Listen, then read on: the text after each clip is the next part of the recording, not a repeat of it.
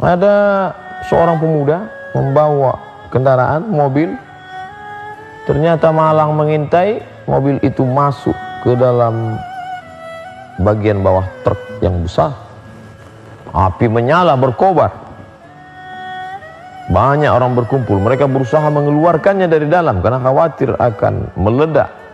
Ada tangki bensin yang besar. Mereka akan tak dapat terbayangkan apa yang akan terjadi. Lalu kemudian apa yang terjadi ketika mereka mengeluarkan mobil itu? Mereka dapati pemuda itu dalam keadaan sehat walafiat, selamat, tidak kurang dari satu apapun. Tak ada kaca yang melukai tubuhnya. Semua orang merasa heran. Orang bertakbir, Allahu Akbar. Mereka bertahlil, la ilaha illallah, Masya Allah, tabarakallah, subhanallah. Apa yang terjadi sebenarnya? Salah seorang dari mereka bertanya, apa amalmu? Apa zikirmu? Apa doamu sehingga engkau selamat dari musibah besar ini? Jarang orang yang selamat dari peristiwa aneh seperti ini. Ia menjawab, saya kerja di Jeddah, Saudi Arabia. Ketika saya mendapatkan gaji, bila saya dapat uang, saya langsung pulang ke Rabil. Saya berikan kepada ibu saya. Ibu saya sangat senang. Dan ketika dia senang, dia angkat tangan, dia berdoa kepada Allah.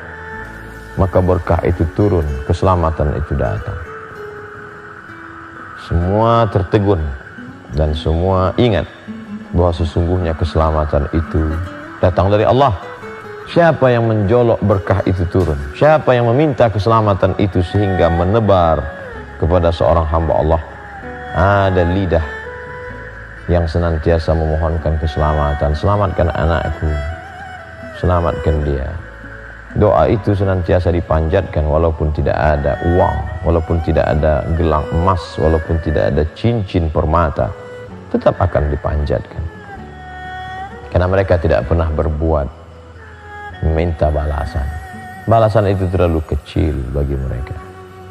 Gaji anak muda itu tidak ada apa-apanya dibandingkan tetes peluh keringat air mata. Meregang nyawa mereka melahirkan.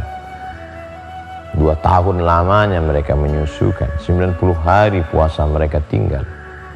Pernahkah mereka minta balasan? Tidak. Pernahkah mereka meminta ganti? Tidak.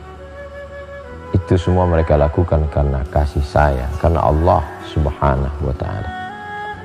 Lalu kemudian kisah ini mengingatkan kita kembali, andai dia masih ada di tengah-tengah kita, maka berbaktilah. Birrul walidain, berbakti pada orang tua, ibu dan ayah.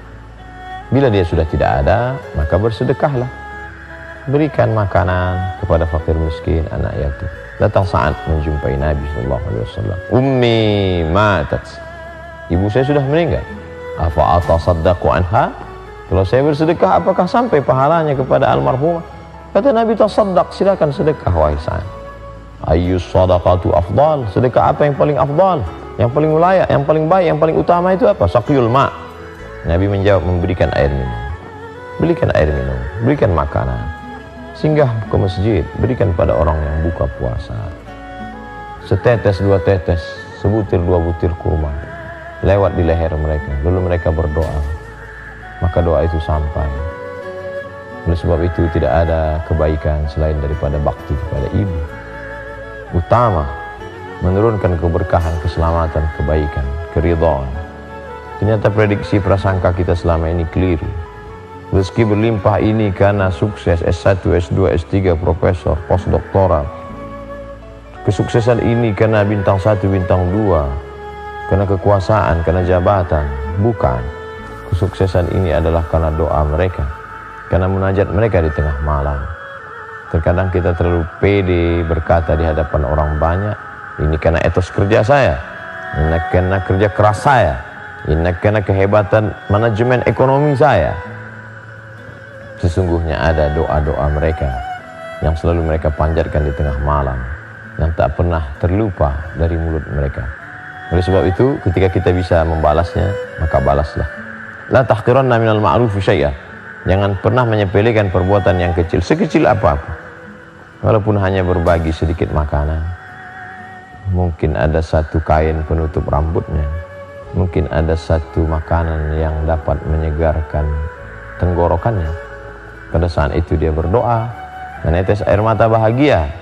Pada saat itulah kita sesungguhnya sedang mendapatkan rahmat, keberkahan hidup.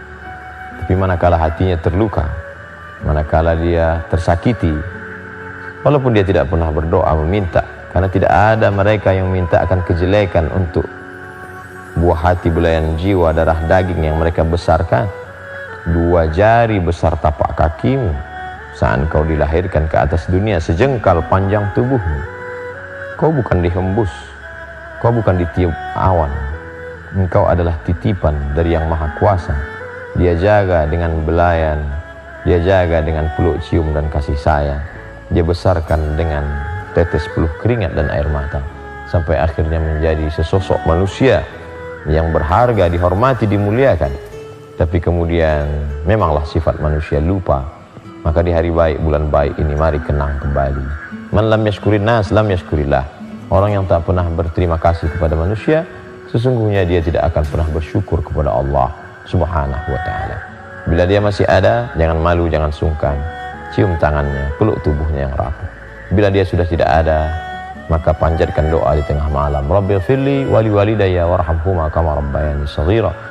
Ya Allah, jadikan kuburnya salah satu dari taman-taman surgamu. Jangan jadikan kuburnya salah satu dari lubang nerakamu. Semoga kita termasuk orang yang berbakti pada orang tua. Terima kasih. Assalamualaikum warahmatullahi wabarakatuh.